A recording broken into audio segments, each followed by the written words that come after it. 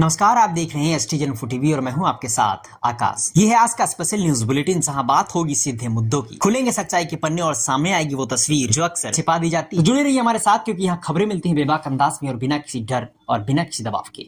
तो शुरू करते बिना किसी देरी के आज का समाचार बुलेटिन और देश विदेश की तमाम बड़ी खबरों पर नजर डालते हैं। अखिलेश यादव का योगी सरकार पर हमला बोले प्रोपेगेंडा पर चल रही है पूरी सरकार। उत्तर प्रदेश की सियासत में एक बार फिर से गर्माहट देखने को मिल रही है। पूर्व मुख्यमंत्री और समाजवादी पार्टी के राष्ट्रीय अध्यक्ष अखिलेश यादव ने मौजूदा योगी सरकार पर सीधा हमला बोला। प्रयागराज में पत्रकारों से बात करते हुए उन्होंने कहा कि महाकुंभ के आयोजन में सिर्फ भ्रम फैलाया गया था और सच्चाई को दबाया गया था। अखिलेश यादव ने आरोप लगाया कि भाजपा को सच्चाई छिपाने और झूठ फैलाने में महारत हासिल। उन्होंने मुख्यमंत्री योगी आदित्यनाथ के उस दावे पर भी सवाल उठाया जिसमें कहा गया था कि महाकुंभ में 100 करोड़ लोगों की व्यवस्था की गई है। सपा प्रमुख ने यह भी कहा कि पहले एक मंत्री प्रोपेगेंडा करता था, अब पूरी सरकार उसी पर चल रही है। रामबन में भारी बारिश के बाद आई बाढ़, 3 लोगों की मौत, 100 से ज्यादा लोगों का रेस्क्यू। जम्मू कश्मीर के रामबन जिले में रविवार सुबह मची अफरा तफरी जब भारी बारिश के बाद कई इलाकों में अचानक बाढ़ आ गई। डिप्टी कमिश्नर बसीर उल हक चौधरी के अनुसार इस घटना में 2 बच्चे और एक बुजुर्ग की जान चली गई, जबकि करीब 250 लोगों को सुरक्षित जगहों पर पहुंचाया गया। धर्मकुंड गांव सबसे अधिक प्रभावित रहा, जहां 40 मकान क्षतिग्रस्त और 10 पूरी तरह तबाह हो गए। बारिश का असर सिर्फ गाँव तक सीमित नहीं रहा। जम्मू श्रीनगर नेशनल हाईवे पर नसरी से बनिहाल के बीच भूस्खलन और मिट्टी धंसने की घटना के कारण ट्रैफिक को फिलहाल के लिए रोक दिया गया। प्रशासन की तत्परता से रेस्क्यू ऑपरेशन सफल रहा, लेकिन सवाल यही है कि हर साल आने वाली ऐसी आपदाओं के बावजूद क्या हमारी तैयारी पूरी है? जल संकट से निपटने के लिए बड़ा कदम, दिल्ली में 1111 लोकेशन ट्रैकिंग टैंकर रवाना। गर्मियों में पानी की किल्लत से परेशान दिल्ली वालों को बड़ी राहत मिली। मुख्यमंत्री रेखा गुप्ता ने रविवार को 1111 स्मार्ट टैंकरों को हरी झंडी दिखाई, जो लोकेशन ट्रैकिंग सिस्टम से लैस। इससे अब हर टैंकर की निगरानी IT डैशबोर्ड से होगी और पारदर्शी जल वितरण सुनिश्चित किया जाएगा। रेखा गुप्ता ने कहा कि टैंकर माफिया को खत्म कर अब हर घर तक नल से जल पहुंचाने की दिशा में काम शुरू हो चुका है। ओवैसी का बीजेपी पर तीखा वार, बोले कोर्ट को धमका रही है बीजेपी। AIMIM प्रमुख असदुद्दीन ओवैसी ने बीजेपी सांसद निशिकांत दुबे के बयानों पर जमकर हमला बोला। हैदराबाद की एक जनसभा में ओवैसी ने कहा, बीजेपी अब अदालतों को भी धमका रही है। उन्हें पीएम मोदी से सवाल करते हुए कहा कि कट्टर कौन हो चुका है? सत्ता में तो आप हैं, लेकिन सत्ता हमेशा नहीं रहती। दरअसल निशिकांत दुबे ने सुप्रीम कोर्ट पर धार्मिक युद्ध भड़काने तक का आरोप भी लगाया। कानून के मंदिर को चुनौती देने की बयानबाजी अब गर्माती नजर आ रही है।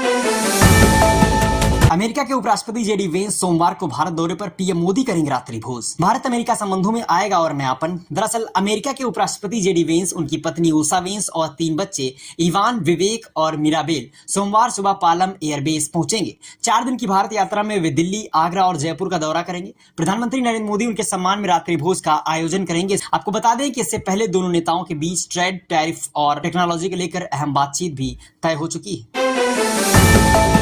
PUBG से जुड़ा ड्रग सिंडिकेट का भांडाफोड़, 10 करोड़ रुपए का नेटवर्क ध्वस्त। दिल्ली में ऑनलाइन गेमिंग के जरिए चल रहा था ड्रग तस्करी का बड़ा रैकेट। दिल्ली क्राइम ब्रांच की एंटी नारकोटिक्स टास्क फोर्स यानी ANTF ने ऑपरेशन क्लीन स्वीप के तहत 10 करोड़ रुपए के अंतरराष्ट्रीय ड्रग सिंडिकेट का भांडाफोड़ किया। पूरे नेटवर्क का कनेक्शन PUBG ऐप से था, जिसके जरिए डिलीवरी तय होती थी। इस ऑपरेशन में 10 आरोपी पकड़े गए हैं और भारी मात्रा में अफगान हेरोइन, संदिग्ध केमिकल, मोबाइल, बाइक और करोड़ों की संपत्तियां जब्त की गई। इस नेटवर्क की पहुंच अफगानिस्तान, पाकिस्तान, पंजाब, जम्मू कश्मीर और दिल्ली NCR तक।